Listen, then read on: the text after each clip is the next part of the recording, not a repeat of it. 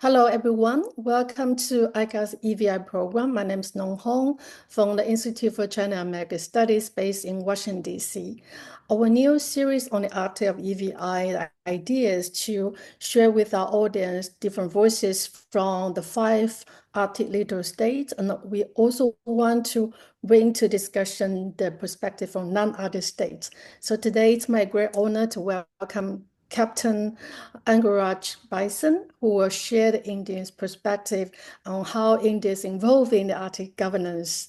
Captain Bisen is the Senior Fellow at the Vivekananda International Foundation of India. Welcome, Captain. Thank you, Professor. Thank you, Professor Nong. It's such a pleasure to see you again here. And I look forward to talking to you on India's perspective on the Arctic. Thank you. Thank you. Let's start with just let us know why India's interest in the Arctic, given its very long distance geographical from the high north. Right. So before I start the interview, I would just like to start with a small caveat that these, the discussions would be centered around my opinion. I do not, even though I have worked in the government for a long time, but I am presently not with the government, and these views are mine and mine alone, and they do not reflect the views of the government of India. So with that caveat, you mentioned about India's, geographical distance from the Arctic. So let me try and break that myth of geography in the beginning itself. It is increasingly recognized that Arctic environmental changes have global impacts. And this rise has given to a maxim which says that whatever happens in the Arctic does not stay in the Arctic. It affects the whole planet. And so while the physical effects of Arctic warming transcends borders, the governance structure still, is tasked with addressing them, remain rigidly bounded by geography. And there is a narrative of this Arctic states and non-Arctic states, which is it's an outdated binary, in my opinion, which is Arctic Council, which is the foremost multilateral forum for Arctic cooperation, maintains this binary of classifying countries either as Arctic or non-Arctic. Arctic is interconnected with global ecological systems, and the breakdown of Arctic biodiversity has cascading effects on food webs and ecological resilience globally. And the impact of rising sea levels, because of the climate change, global warming-induced climate change in the Arctic, has an effect on India's monsoons. And the Arctic ice melt will also significantly impact India in the years to come, which we will talk about, subsequently. So it is not that since India is geographically distant from the Arctic, it is not impacted by the Arctic. It is impacted in a very, very substantial manner. I mean, just to give you this example of monsoons, I'd like to elaborate it a little further.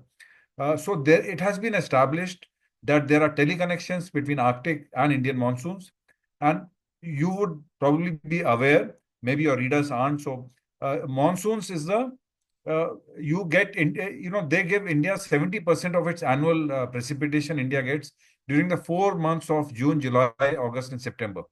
And more than half of India's crop area is rain-fed. It is not irrigation-fed.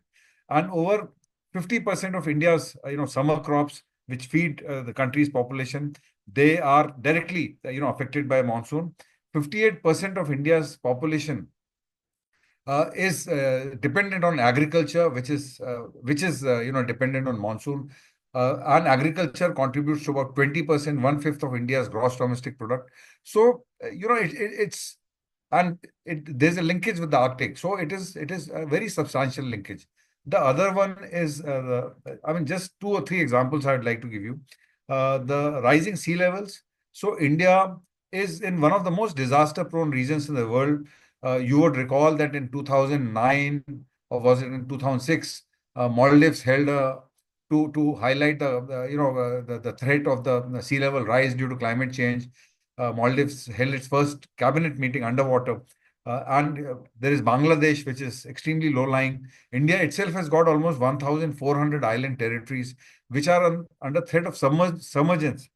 And this is, there's a great linkage between the Arctic sea level rise and the Arctic ice melt and the sea level rise. So India is impacted substantially, because of which India needs to, be carry out more scientific research. So India's policy, Arctic policy, which came out in 2022, is primarily a science-first policy where it's a six-pillar based policy in which the first two pillars are science and research, and the next is climate and environmental protection. The other four pillars are economic and human development, transportation and connectivity, and governance and international cooperation and national capacity building. So this is, in a nutshell, I would like to say that India, despite being geographically distant from the Arctic holds great relevance for India. And that is the reason why India applied India became an observer at the Arctic Council in 2013, along with five other Asian countries. Well, thank you. Thank you. I think that brings us discussion. I think just like Japan, South Korea, and China, India has very similar interests in terms of climate change, the impact on your country. So given that, I'm just wondering, how does India position itself with regard to other Arctic observer state, Asia observer state, particular China? Right. So, Professor Nong, you know, in this, uh, so you would be aware that there are five Asian countries which became observers together in 2013, and the other four countries are China, Japan, South Korea, and Singapore. Now, India's perspective, India's interests are a little different from Japan, South Korea, and China, because they are directly impacted by the opening of the Northern Sea Route or Arctic Sea Routes, since it offers them a shorter distance to Europe and to North America through the Northwest Passage. But for India, it does not really, benefit. The Northern Sea Route does not really benefit India so much. Now, as far as Singapore is concerned, by the rising sea levels, by losing their own preeminent status as a global maritime hub and a global, transshipment hub. So, so there are the different priorities for different, Asian nations. China, of course, there are concerns. China released its white paper on the Arctic in 2018, and it has got caught in the narrative of describing itself as a near Arctic state. And there is a lot of pushback on China because of China's own interests in the Arctic, which are seen as threatening to, the peace and stability in the Arctic itself and to the global peace and stability. There is a pushback on Russia-China cooperation, overall cooperation, as well as cooperation in the Arctic. So India actually does not really, want to get embroiled in this global geopolitics. Of course, I think India should remain engaged in the Arctic because of the interests which I mentioned to you just before this, the effect it has on its monsoons, the rising sea levels. And Arctic also has the potential to address India's energy security. And I would like to dwell upon it a little bit. So India, you would again, one of the largest energy consumers in the world.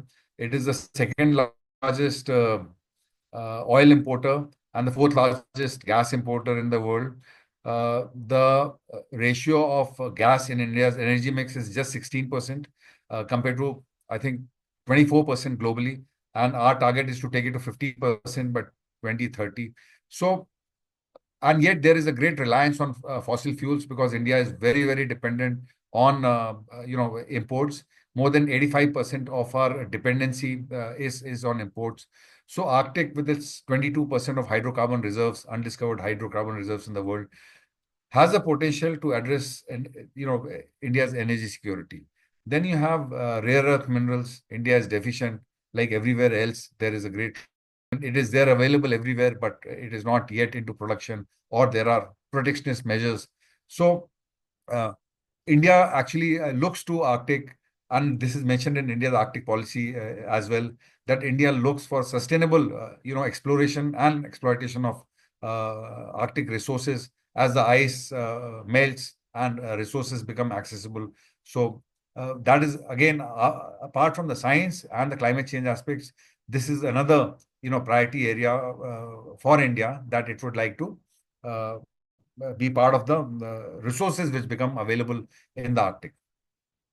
Since you mentioned the resources factor, let's move on discussion the relationship between India and Russia. I think Russia as a major Arctic state, it's also a long-standing strategic partner for India. How would you describe the relationship between these two countries in the context for Arctic?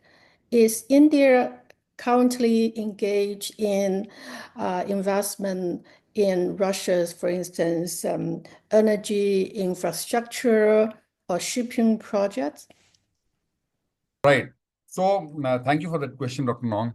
Russia-India relationship or partnership has been one of the most long-standing and time-tested partnership uh, among India's relationship with other countries.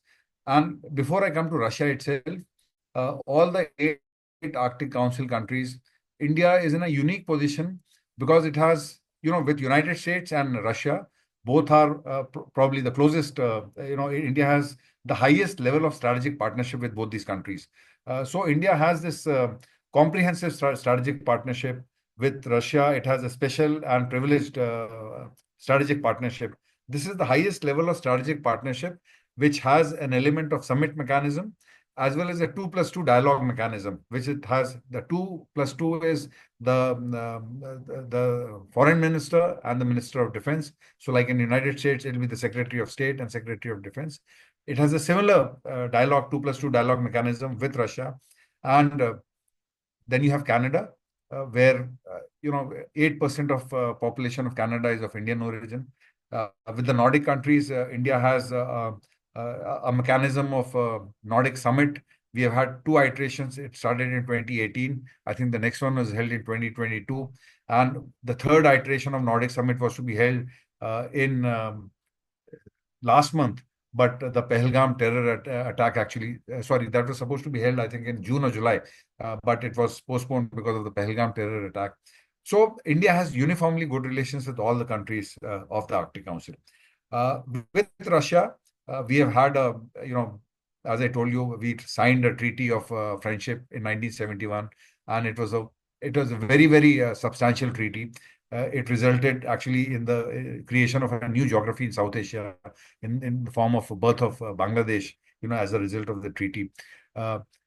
So with Russia, we have a multidimensional partnership, military, defense, space, on political relations.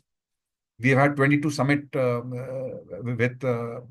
with Russia. I think President Putin and Prime Minister Modi have met several times, probably more than I think around more than a dozen times. This end of this year, again, President Putin is supposed to travel to India as part of the summit between the two countries. So we have a partnership. The trade partnership is of about $70 billion. In 2024, India sourced almost 38% of its oil from Russia. Of course, that is under a lot of scrutiny presently because of the threat of President Trump. He has threatened India with penalties on buying Russian oil. And so this spat is going on. But so energy, as I mentioned to you, the energy cooperation is a substantial kind of a pillar of cooperation between the two countries. The defense partnership has been very, very long-standing. The space partnership, again, is very, long and historical kind of a partnership. So in terms of cooperation on the Arctic between India and Russia, I see it as a new pillar of cooperation which could emerge in the already strong and substantial India-Russia cooperation. So last year's summit between President Putin and Prime Minister Modi, there was a joint working group in the summit declaration, in the joint statement. There was a mention. In fact, in the last year's July 2024 summit, there were 10 paragraphs devoted to cooperation between India and Russia on the Arctic and on the Northern Sea route. This is the most substantial kind of space devoted to a joint statement between the two countries in any summit. So they have set up a joint working group on cooperation in Northern Sea route last year. There have been some talks. Now, Northern Sea Route, as I mentioned to you earlier, it does not benefit India as much as it benefits China, South Korea, and Japan. But yet, there is a so-called Greater Northern Sea Route, which is starts from St. Petersburg on the eastern end and ends at Vladivostok on the St. Petersburg on the western end and ends at Vladivostok on the eastern end. And at both these ends, you have an Indian connect. So on the western side, you have the INSTC, Indian International North-South Transport Corridor, which actually bypasses the Suez and through the Caspian Sea. It is a multimodal connectivity corridor which gives not only India access to Central Asia, but through INSTC and then linking it up with the unified deep water system in Russia, which carries three-fourths of their internal cargo, which connects all the Black Sea, Baltic, Azov Sea, and the Volga River. Uh, it actually gives India right up to the Arctic on the western side. Then on the eastern side, you have the Chennai-Vladivostok Maritime Corridor or the Eastern Maritime Corridor, which was announced in 2019 during the Eastern Economic Forum when Prime Minister Modi had gone there to Vladivostok at the invitation of President Putin. So again, the Eastern Maritime Corridor has been, the studies have shown that it is almost 45% shorter and, of course, much cheaper. It takes about 12 days between Chennai and Vladivostok compared to about 22 days between Mumbai and St. Petersburg through the Suez. And there have been commodities which have been identified, which can be transported through the Eastern Maritime Corridor, which are essentially hydrocarbons, oil and gas, and coal, timber.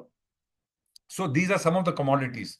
Now, if you see the potential of trade between India and Russia through the either the NSR or and the Eastern Maritime Corridor subsequently, last year there was about 38 million tons of cargo which was transported through the Northern Sea route.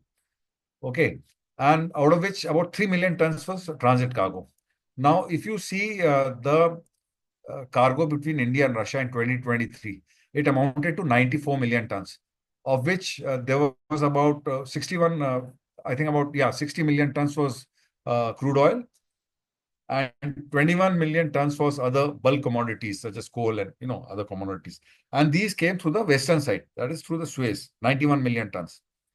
Now, a lot of this has the potential to be diverted through the Northern Sea route uh, uh, or through the far eastern ports of Vladivostok to Chennai.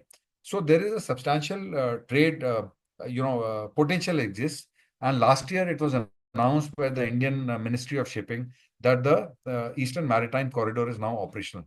But the trade is yet to, pick up because there are several things which require for the operationalization of a corridor which need simplified customs procedures. You should be able to, transport goods or containers from Russia, from Vladivostok to, let's say, Chennai on one document. So there is still, it's a work in progress, but there is a great potential of trade between India and Russia through the, Northern Sea route and through the Eastern Maritime Corridor. I mentioned to you about the energy.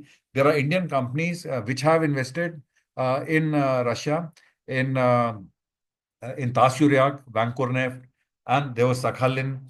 So there is an investment. In fact, the largest Indian overseas investment in hydrocarbons hydrocarbon sector is in Russia. It's almost about $15 billion. But India is not into, it is an equity investment. And India actually, sells the oil which it gets from these investments in the international market. India is not operating the oil fields in the Russian Far East and in the Arctic. So that is as far as Indian investments are concerned in the energy. Indian, I think firms have also been talking with with Rosneft on LNG2, but I don't think LNG2, as you are aware, is presently under sanctions. So those, negotiations or talks have not really made much headway. There is also an impediment of, threat of sanctions. So Indian companies are very presently of greater investment in the Russian hydrocarbon sector. So that is where it stands. There has been some investment in the diamond industry in Russia, in the Far East, and there is some, contracts on manpower supply. So India, as you are aware, has got a huge amount of surplus manpower. More than 50% of India's population is under 25 years of age. And India, there is a program of skilling manpower and a program of supplying skilled manpower to the world. And most of the developed countries, including United States, are deficient. And India has signed, in fact, Manpower Pact with countries such as Japan, Israel, where it supplies skilled manpower. So even there has been a contract with a Russian company for supplying of skilled manpower as well, because their Far East is very, very sparsely populated. And again, the Indian skilled manpower does not really pose any threat to Russia's Far East in the same way that, there is a fear of Chinese migration into Russian Far East. But that that threat is not posed by the Indian skilled manpower. So that is another area of cooperation or investment or trade between India and Russia. It's very comprehensive to understand the India-Russia relationship in the Arctic. Let's move on to the United States. The U.S. Yes. becoming more and more active in the Arctic. And then given its relationship with Russia, and also I'm just wondering, how would you picture the India relationship with the United States in the Arctic? Are there any ongoing cooperation, like in different sectors like scientific, climate change, etc.? If you want to share with us. Again, for this, so India and United States, as I mentioned to you, India has one of its highest levels of cooperation with United States. Again, a 2+2 mechanism, dialogue mechanism, and a summit mechanism. India has signed foundational agreements. India is at the level, India is cleared for technology transfer with United States at the level of NATO allies. We have a very, very deep and expanding defense cooperation. India and United States, apart from Japan and Australia, they are partners in Quad together. India is an important member of the Indo-Pacific region, and so there is a great amount of cooperation. We are likely to hold the Quad summit this year, when President Trump is expected to travel to India. So there is, and there is Indian diaspora. Indian students are one of the largest presently student community in United States. So there is a very, very deep and multi-dimensional kind of relationship that India has with United States, the largest and the biggest democracies of the world. As far as Arctic is concerned, there is, I would say that there is not sufficient or adequate cooperation happening between two countries. And having said that, I think there are several areas where India and United States could cooperate. So India's Arctic policy, which came out in 2022, and United States National Strategy on the Arctic, which came out in October the same year, I would say that I think there are three pillars which actually align. 3 out of 4 pillars of the US Arctic strategy align with 3 of the 6 pillars of India's Arctic policy. So there is convergence. What I would like to propose is 3 areas of cooperation. The first is in science and technology cooperation. As I told you, that India's Arctic policy is science first, and there is a long history of cooperation between India and United States in civil space, in Earth observation. So you would be aware that I think on 30th of July, the NASA ISRO satellite was launched. I think the cost is more than $2 billion. Most expensive remote sensing satellite ever. It has been built in collaboration with the US NASA and the Indian Space Research Organization. And it was launched from an Indian satellite launch station on 30th of July. Now, Indian space program, again, I would like to give you some background. It is one of the most, very successful and a very cost-effective program. Just to again give you some idea, India put a lander on moon in last year, 2023, at a cost of $74 million. This is less than half the cost of the 2014, epic science fiction movie Interstellar. Even NASA Maven Mars mission has a estimated cost of 10 times than that of India's, lander, this thing, that is at $700 million. So we have a very frugal and a very successful space program. We have developed this satellite, which was, I mentioned to you, NISAR satellite, which was launched on 30th of July. It's a joint Earth observing mission, and potential areas of research include ecosystem disturbances, ice sheet collapse, and natural hazards. So, NISAR will improve our understanding of key impacts of climate change and advance our knowledge on natural hazards. So, even though the range of objectives and applications have been identified, I would say that the two countries could study the snow and glaciers and assessment of changing ecosystems, response of ice sheets, and natural hazards in the Arctic as well as Himalayas. So, again, I did not mention to you one of the relevance for India in the Arctic and in the Antarctic is also Himalayas, because Himalayas are considered as the third pole. They're the largest source of fresh water outside these two poles, and they have a similar, ecosystem as the poles. And since Himalayas are largely inaccessible, India uses its experience and study of glacial melt in the polar regions to be put in use in the Himalayas. So the NISAR could study, these remote sensing, could undertake remote sensing both in the Arctic and in the Himalayas. It has got two synthetic aperture radars in two different frequencies. So it's a very, very advanced satellite, and we could collaborate on that. On another aspect is that India's Ministry of Earth Sciences, which is the nodal ministry in India on polar, endeavors, and NOAA, that is the U.S. National Memorandum of Understanding, which was signed in 2020, and it is for a period of 10 years, which entails scientific and technical cooperation in Earth observation and Earth sciences. So, under this MOU, I would like to propose that India's National Center for Polar and Oceanographic Research, which is the nodal Indian agency for polar research, could actually, cooperate with a appropriate or identified US agency. Another area I would like to propose is in the field of shipbuilding and ship repair. So, United States, as you're aware, has got its polar security cutter program and Arctic security cutter program, and it is hugely deficient in its Arctic icebreaker capability. India does not have an India also has a declared program of getting a polar research vessel or an icebreaker. In fact, it was sanctioned by the Indian cabinet in 2014. It is yet to see the light of the day. Last month, I think it was announced by Government of India that India has now joined hands with a Norwegian Kongsberg Marine, and we will be making. What I want to propose is that India has got, again, great advantages in terms of cost.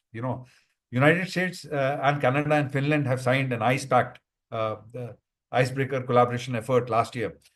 So the cost advantages that India has, and again, to highlight these cost advantages, last year Russia proposed building 10 icebreakers in India. I don't know how far it has gone. They could have actually, given that decision or announcement to China, because China will probably make it, but I think it was kind of signaling by Russia as well. So I would say that we could collaborate in shipbuilding. India and United States also signed the Master Ship Repair Agreement a few years ago, wherein the USNS ships, the US naval support ships, which are crewed by civil, crew members, they can be repaired in 3 Indian shipyards, private shipyards.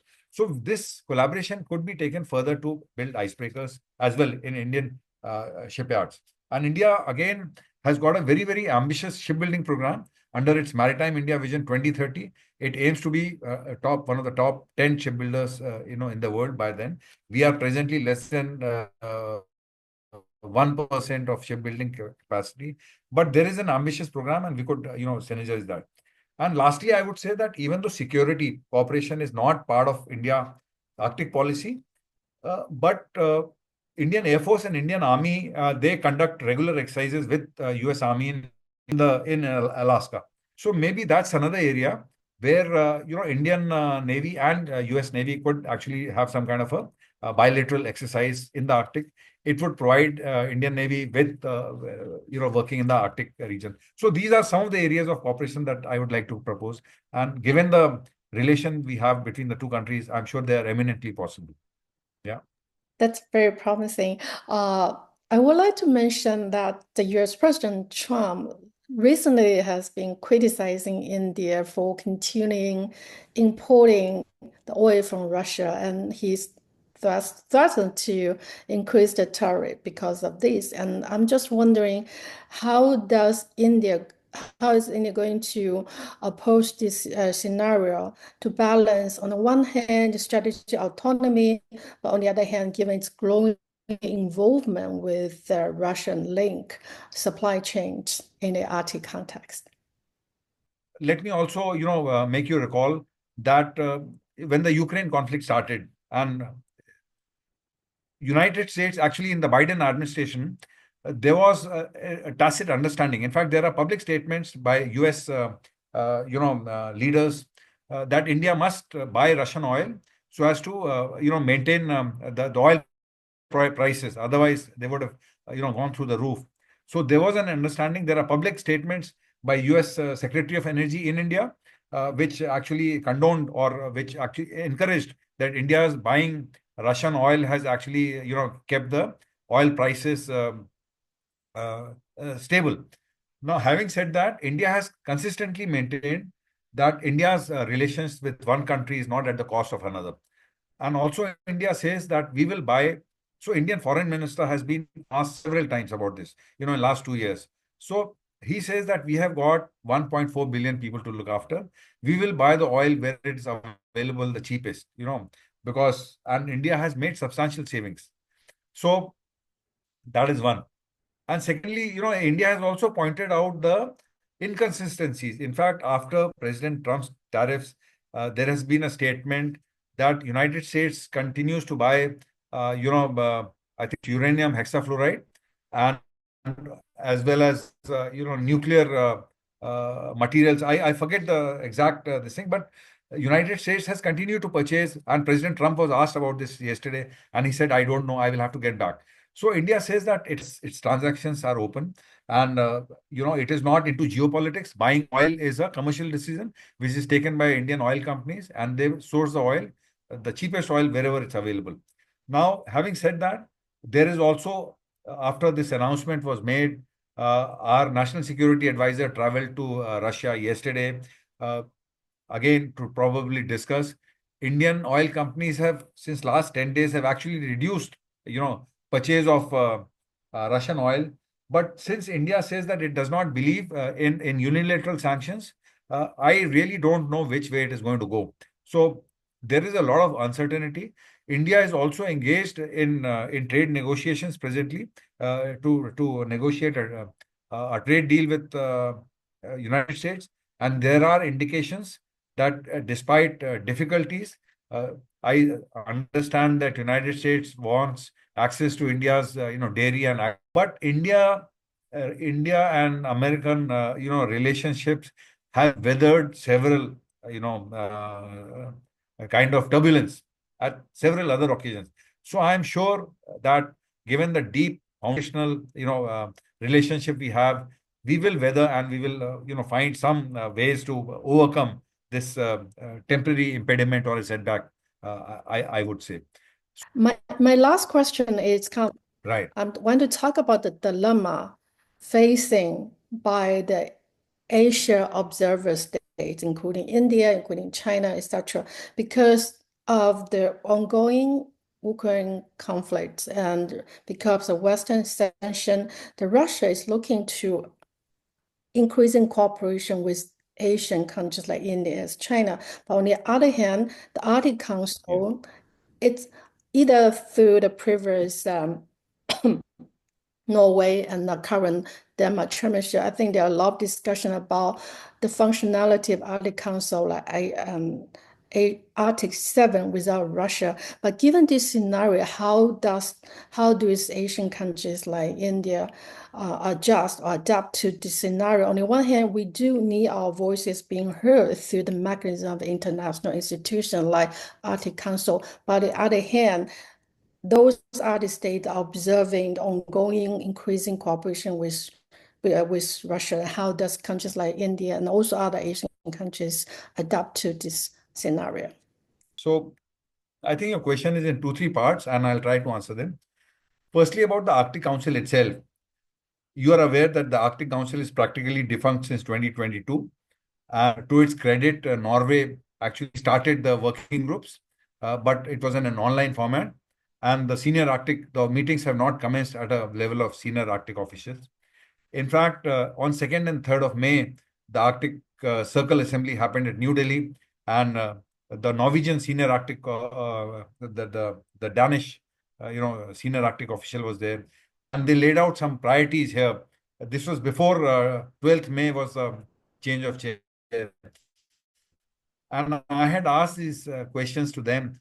So when he laid out the priorities, I said, how do you intend to achieve those objectives when you don't have Russia participating, which has more than half of Arctic in every conceivable parameter, whether it is population, whether it is coastline, mineral resources, everything. Because non-inclusion of Russia or isolation of Russia and this Arctic 7 has really, Arctic is so important in terms of climate change.